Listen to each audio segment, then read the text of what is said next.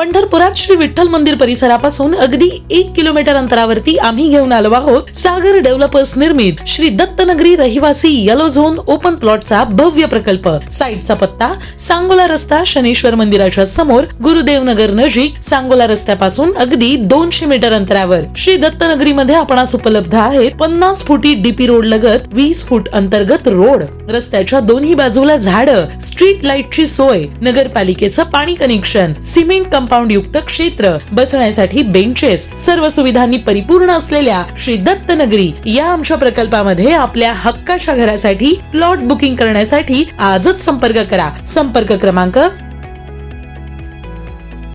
ताज्या घडामोडी पाहण्यासाठी आमच्या YouTube चॅनलवरील PVR म्हणजेच पंढरी वार्ता या न्यूजला सबस्क्राइब करा आणि शेजारील बेल आयकॉनवर क्लिक करा। पंढरपूर तालुक्यात सुरू असलेल्या जिल्हा परिषद पंचायत समिती निवडणुकीच्या रणधुमाळीत भोसे जिल्हा परिषदेकडे व भोसे पंचायत समिती गणाकडे सर्वांचं लक्ष लागून राहिलंय। भोसे जिल्हा परिषद गट व पंचायत समिती गट हा जिल्हा परिषदेचे माजी अध्यक्ष स्वर्गीय यशवंतभाऊ पाटील यांच्या काळापासून अभेद्य गट मानला जात आलाय।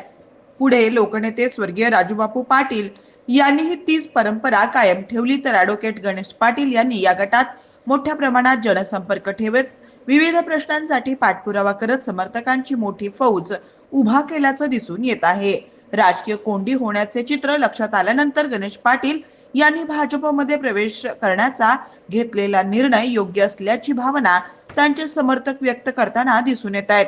भोसे जिल्हा परिषद गटाची व पंचायत समिती गणाची निवडणूक ही आमच्या स्वाभिमानाची निवडणूक असल्याची भावनाही त्यांचे समर्थक व्यक्त करताना दिसून येत आहेत।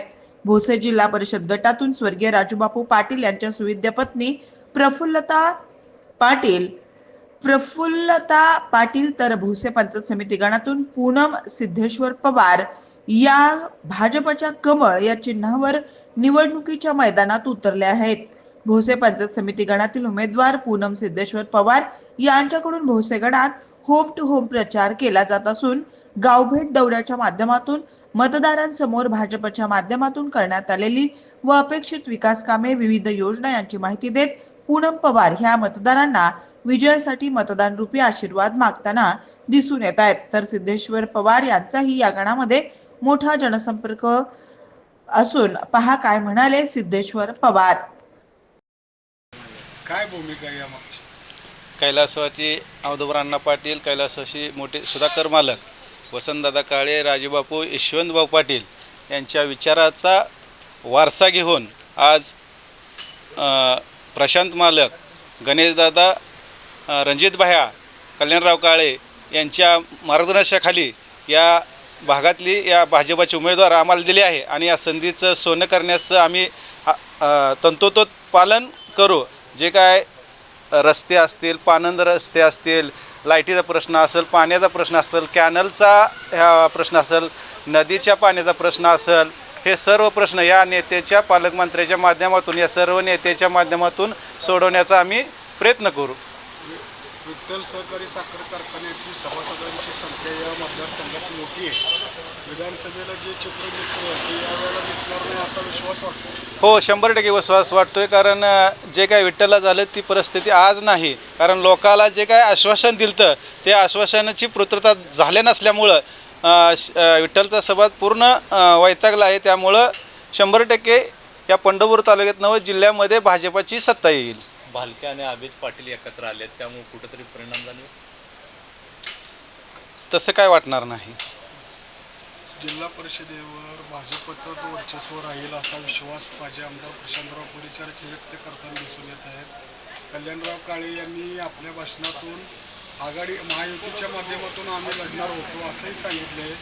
गणेशदादांनी भाजपात प्रवेश केलेला आहे, त्या प्रवेशामागचे कारणे त्यांनी स्पष्ट केले।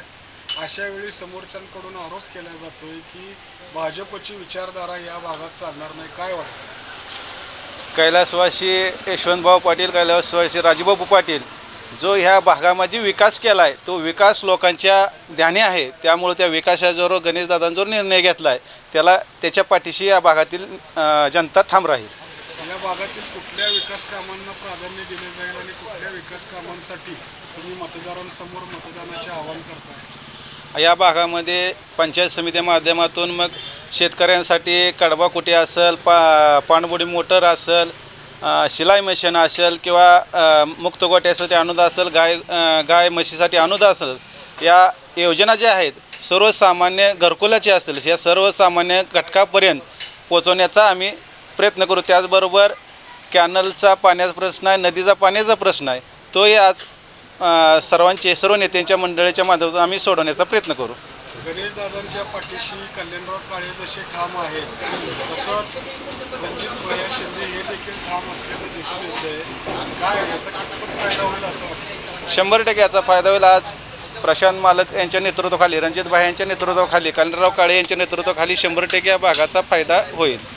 कशा पद्धतीचं विजन आहे तुमचं विकासाचं? या भागातल्या विकास कामांना रस्त्याचे प्रश्न गंभीर आहेत, नदीकाठचाही परिसर बराच आहे, अशा वेळी काय विकासाचं विजन? आज पालकमंत्री जयकुमार भाऊ यांच्या नेतृत्वाखाली भाजपचं सरकार आहे आणि त्यांच्या माध्यमातून रस्त्याचं प्रश्न असतील, पाण्याचे प्रश्न असतील, सत्ता असल्यामुळे या भागातील प्रश्न सुटतील. या पंचायत समिती गणावर बऱ्याच वर्षापासून गणेशदादांचं, त्यापूर्वी राजूबापू पाटलांचं, यशवंत भाऊंचं, अशा वेळी विरोधकांकडून आव्हान दिलं जाते की गणेशदादांना रचलं जातं. काय सांगणार? 100% बरोबर. कारण गणेशदादाचं या भागातलं पोरकं राजापूरच्या निधनानंतर पोरकं झालेलं नेतृत्व आज गणेशदादाच्या माध्यमातून सक्षम उभा राहत आहे, परंतु त्यांना अडचणी आणण्याचं आटोकाट प्रयत्न या तालुक्यातून होत आहे. मतदारांना काय आव्हान कराल आमच्या माध्यमातून? मी मतदारांना आवाहन करीन की येत्या 7 तारखेला कमळ या चिन्हा पुढील बटन दाबून आम्हाला सेवा करण्याची संधी द्यावी एवढी विनंती करतो.